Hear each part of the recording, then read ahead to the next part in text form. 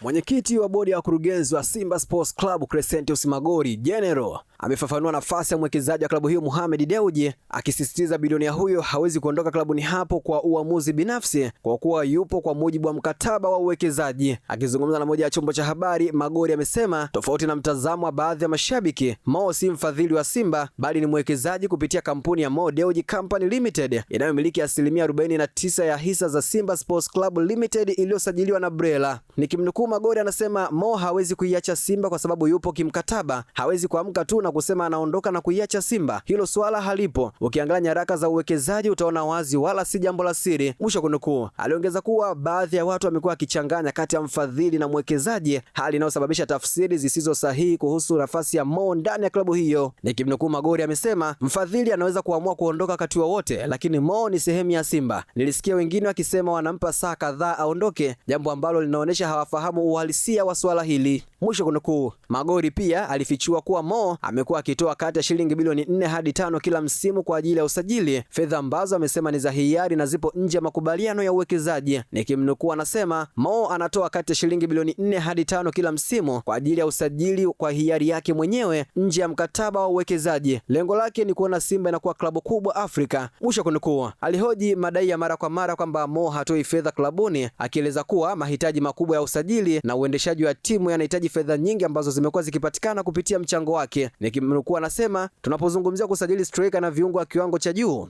unakuta mahitaji yanafika shilingi bilioni 4. Mbali na hilo, kuna gharama za kila mwezi za mishahara, safari na uendeshaji wa timu. Sisi hatuna hela, yeye anatoa kutusaidia. Mwisho kunukuu. Kuhusu mjadala wa fedha za uwekezaji za shilingi bilioni 20, Magori amesema kiasi hicho tayari kiliwasilishwa na Mo na kimehifadhiwa katika akaunti maalum ya escrow. Nikimnukuu, amesema fedha za uwekezaji za shilingi bilioni 20 ziliwekwa kwenye akaunti ya escrow katika benki ya Equity na zitahamishiwa Simba mara baada ya mchakato wa mabadiliko kukamilika rasmi. Kila mtu anatakiwa kuelewa hili, kwa hiyo kwa wale ambao wanaamini hajatoa hela ndio wachukue hili sasa. Mwisho kunukuu. Magori pia alipinga taarifa zilizowahi kusambaa zikidai kuwa Mo ameandika barua ya kuidai Simba fedha alizotumia ndani ya klabu hiyo. Amesema kilichopo ni ombi la mwekezaji huyo kutaka kupata taarifa kamili za gharama alizotumia tangu aanze kuwekeza ndani ya Simba. Nikimnukuu, Magori anasema si kweli kwamba alikuwa anaidai Simba. Alichoandika ni kutaka kujua ametumia kiasi gani tangu aanze kuwekeza. Hata kama angesema anadai, Simba ingewezaje kumrudishia fedha hizo? Mwisho kunukuu. Aliongeza kuwa wadau wa soka wanapaswa kuwaheshimu watu wanaotoa fedha zao kwa ajili ya maendeleo ya klabu, ambapo nikimnukuu, Magori amesema tunahitaji kuwaheshimu hawa wanaowekeza na kutoa fedha zao kwa mapenzi ya kuisaidia klabu kupata mafanikio. Mwisho wa kunukuu. Imeandikwa na Khatim na Heka na kusoma kwako na Hamza Saifu.